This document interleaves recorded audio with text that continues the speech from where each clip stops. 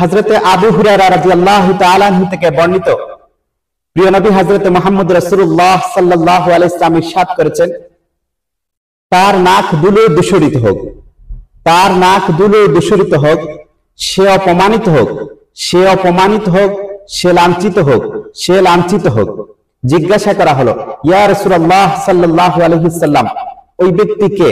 প্রিয় নবী হযরত মুহাম্মদ রাসূলুল্লাহ সাল্লাল্লাহু আলাইহি ওয়াসাল্লাম বললেন, ওই ব্যক্তি হচ্ছে সেই হতভাগা যে তার মাতা পিতাকে বৃদ্ধ অবস্থায় পেয়েছে, অথবা তাদের কোনো একজনকে বৃদ্ধ অবস্থায় পেয়েছে, কিন্তু সে তাদের খেদমত করে, তাদের অন্তর খুশি করে জান্নাত হাসিল করতে পারেনি।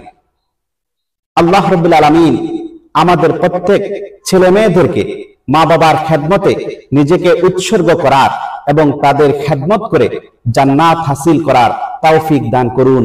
আমিন।